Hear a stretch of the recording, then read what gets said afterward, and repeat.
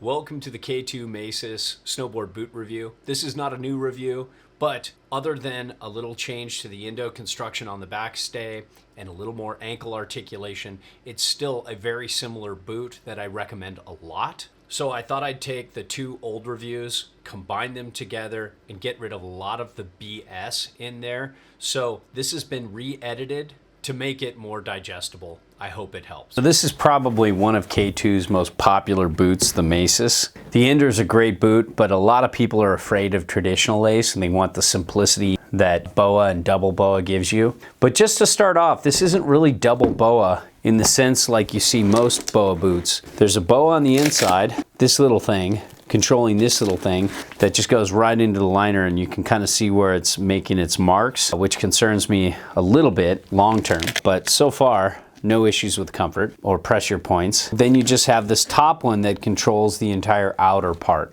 So you have a small heel lock and then a large outer. There's no upper and lower separation, so that could be a deal breaker for some.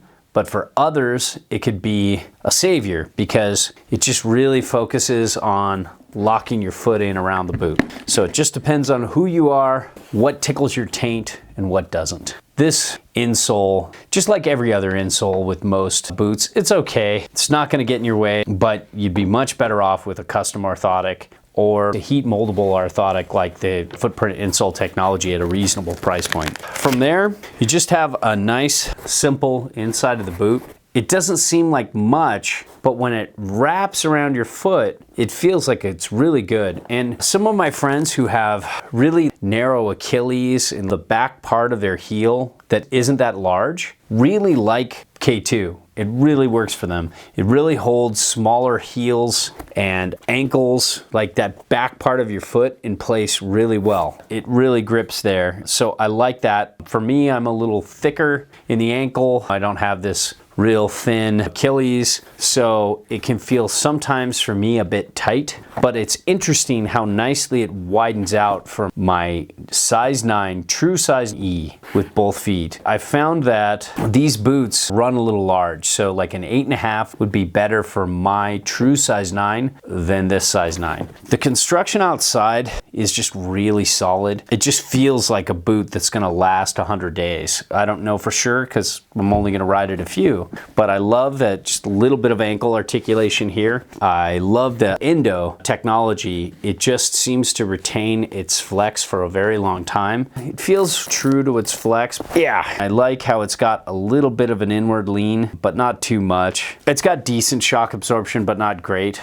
Love the Vibram rubber. In a time where people are fucking around so much with EVA at the bottom, it's so nice to just see them not do that at this price point at all. The EVA stays completely away from where your foot is going to walk, and that's glorious. So this is the on snow good ride review of the K2 Maysis. I wrote it with a couple different boards, my LibTech box knife and my Union Strata, but I also put it on the K2 Broadcast with the Formula and my Oz Custom Woody. I really loved pairing up this boot with just basically any board I tried. It worked very well with the Broadcast. Wasn't a huge fan of the formulas per se, but when I paired the Maysis and maybe like a higher end binding from K2 or like the Union Strata or like the Union Atlas, these Maysis just kick ass.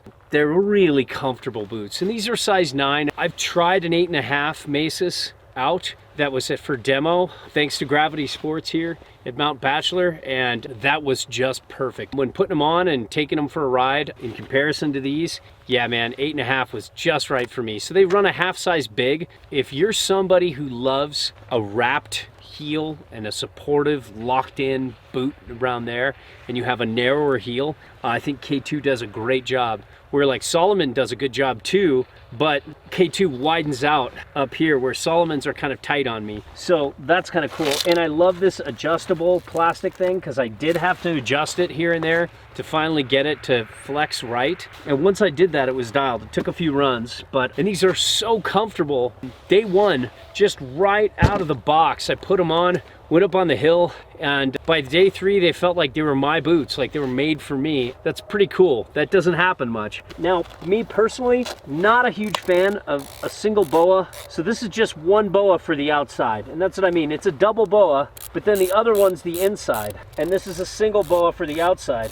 So I had some adjustability issues because I had to dial it back at the tightness because the bottom was getting too tight for me and the top wasn't. So I couldn't ride them perfectly the way I want them, but it's close enough. And if you're somebody that doesn't matter to you, for me, adjustability, that's why I like truly separate double BOAs, speed lace and traditional lace more than single BOA or one adjustability option on the outside is probably a better way to describe it. And I find that a proper fit on the bottom, but the top's a little looser than I'd like it to be. And I don't want to over crank my boots because that leads to lots of foot issues. So when I get it dialed out, like along the top, then my foot starts getting tight and crampy and it creates pressure points, but it's really responsive. In comparing an 8.5 Maysis to my 8.5 Adidas Tactical ADVs, you can see in the picture there's a massive difference. But where you lose a little bit of footprint advantage, you gain warmth. And these are warmer than my Adidas Tactical ADVs. I can just feel it, even though I haven't been riding in really cold days. You have a big footprint, which can lead to toe and heel drag.